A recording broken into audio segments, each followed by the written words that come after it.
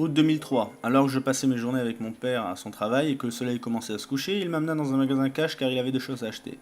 Première fois dans ce type de magasin, je faisais le tour des rayons lorsque mon regard fut attiré par le rayon jeux vidéo. J'avais 11 ans et j'étais déjà un gros gamer et fan de la franchise Final Fantasy.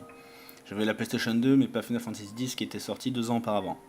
En fouillant dans la multitude de jeux, je finis par tomber sur ce dernier. J'ai couru vers mon père puis demandé de me l'acheter et il finit par accepter. Fou de joie, je reposais le jeu en attendant que mon père finisse ses achats. Et comme ça, je pouvais regarder le reste des jeux.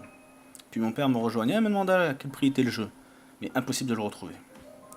On demanda donc à un vendeur qui nous dit que le jeu venait d'être vendu à l'instant même, et qu'en plus c'était le dernier exemplaire qu'ils avaient. La tristesse commençait alors à monter en moi, je n'avais qu'11 ans.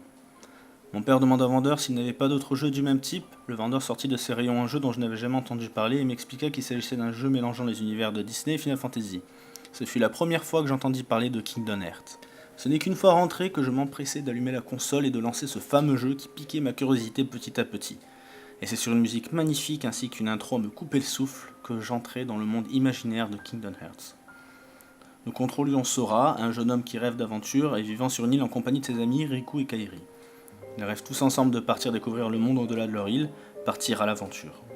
Mais alors qu'ils s'apprêtent à partir, des créatures nommées les Sans-Cœurs apparurent et firent disparaître leur monde. Sora se retrouva seul dans une ville sombre qu'il ne connaissait pas, et c'était à nous de découvrir ce qui se passait et d'essayer de retrouver nos amis. Inutile de vous préciser que le jeu m'a littéralement conquis. Après quelques heures de jeu, nous faisons enfin la découverte de Donald et Dingo qui allait nous aider à voyager de monde en monde, car nous détenions une arme, la Keyblade, qui avait le pouvoir de sauver le monde.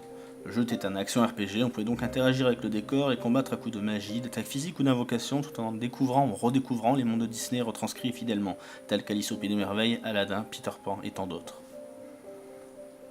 Ce qui m'avait fait peur en prenant ce jeu, c'était Disney. Je ne voulais pas d'un jeu enfantin et heureusement il n'en était rien. Le scénario était bien complet et les enjeux importants. Même si on revivait les histoires originales de Disney dans les mondes respectifs, l'histoire de Sora, quant à elle, était un peu plus dramatique. L'explication d'une personne sombrant dans des ténèbres, l'importance de l'amour ou de l'amitié, beaucoup de thèmes touchant principalement à la sensation humaine. Beaucoup de questions qui, à l'âge que j'avais, n'étaient pas si faciles de parler avec mes parents et dont le jeu m'apportait beaucoup de réponses. De certaine façon, Kingdom Hearts m'a fait comprendre beaucoup de choses sur l'importance de l'espoir. Voici une citation du jeu que j'aime énormément. Le cœur peut être faible, parfois, il peut même se soumettre. Et j'ai appris qu'au fond de lui, il y a une lumière qui ne s'éteint jamais. Puis, 2 années après, Kingdom Hearts 2 est sorti. Je l'ai attendu sous le sapin et lorsque je l'ai déballé, j'ai pas hésité à me plonger à nouveau dans tous ces mondes magiques et merveilleux qu'on allait explorer avec de nouveaux méchants, des nouveaux pouvoirs et avec une histoire toujours aussi belle. Et je l'ai fini en quelques mois. De nombreux spin-offs étaient sortis sur d'autres consoles, racontant des histoires diverses et variées sur nos protagonistes principaux. Je les ai faits, mais je n'avais pas retrouvé cette même émotion que dans les 2 premiers opus.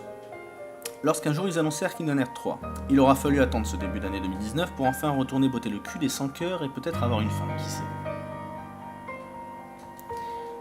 Et effectivement, le jeu se termine tout en laissant une magnifique intrigue qui, je l'espère, se dévoilera dans une suite ou un futur DLC. Kingdom Hearts 3 était un bon jeu. Je ne retrouvais pas non plus l'émotion que j'avais reçue à l'époque, sans doute parce que j'avais grandi. Mais effectivement, le jeu se termine, mais en laissant une magnifique intrigue qui, je l'espère, se dévoilera peut-être dans une suite ou un futur DLC. Je l'avoue, j'ai versé quelques larmes à la fin. Mais était-ce parce que la licence était terminée? Qu'après toutes ces aventures avec ces personnages, la boucle était bouclée? Ou était-ce parce que c'était la fin d'un souvenir chaleureux et passionnel d'un père qui offre un jeu à son fils avec lequel il a grandi et s'est épanoui?